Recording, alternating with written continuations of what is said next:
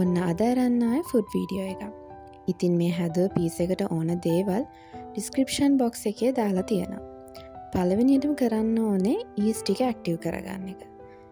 ඉතින් ඊස් ටික ඇක්ටිව් කරගෙන ඒක පැත්තකින් තියලා බෝල් එකක් අරගෙන පිටි ටික මැනගන්න ඕනේ.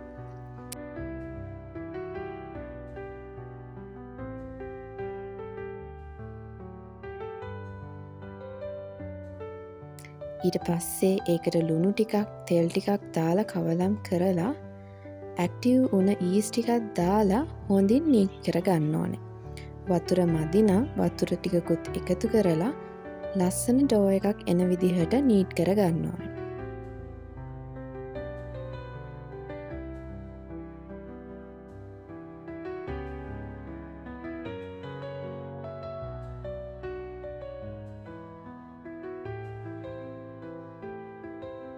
ඊට පස්සේ ඩෝ එකට උඩින් තෙල් ටිකක් ඉහලා ඩබල් සයිස් වෙනකන් වහලා තියාගන්න.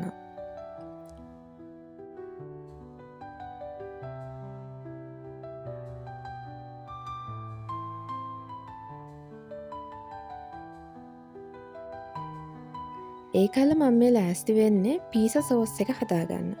ඒකට මම ටොමැටෝ සෝස්, කෑලි මිරිස් ටිකක්, සුදු ලුණු ටිකක් එකතු කරගෙන හොඳින් මිශ්‍ර කරගන්නවා.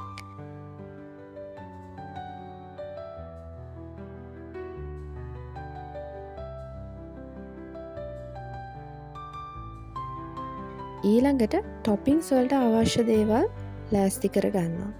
ටොපින්ස් වලට ඔයාලට කැමති දෙයක් යූස් කරන්න පුළුවන්. මම දැම්මේ ලූණු, සොසේජස්, තක්කාලි, අමු මිරිස්.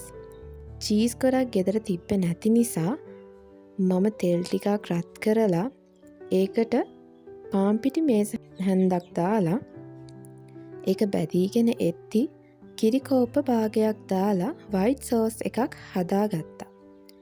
ඒක තවත් රස කරන්න ලුණු චුට්ටක්, ගම්බිරිස් චුට්ටක්, ආයේ චීස් කෑලි දෙකකුත් දැම්මා.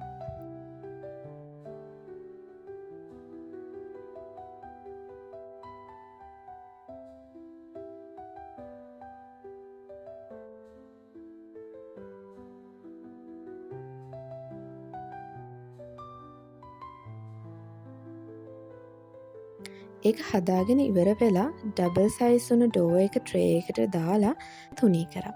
මේ වෙලාවේදී oven එක සෙල්සියස් අංශක 225ට විනාඩි 10ක් ප්‍රී හීට් වෙන්න දාන්න.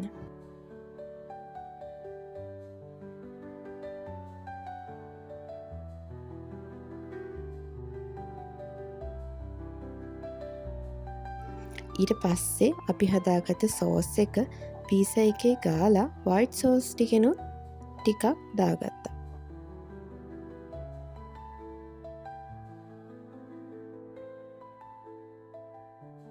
ඊට පස්සේ අපි ගත්ත ටොපින්ස් ටික තියලා ආයෙත් ඉතුරු වයිට් සෝස් ටික දාගත්තා.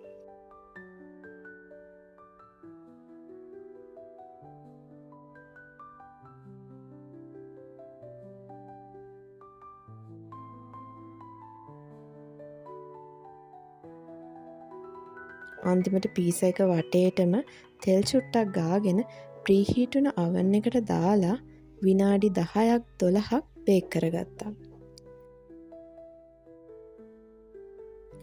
ඉතින් බේක් කරගත්තට පස්සේ මෙන්න මේ විදිහට තමයි ආවේ. හරිම රසයි. රස කොහොමද කියලා ඔයාලත් හදලම බලන්නකෝ.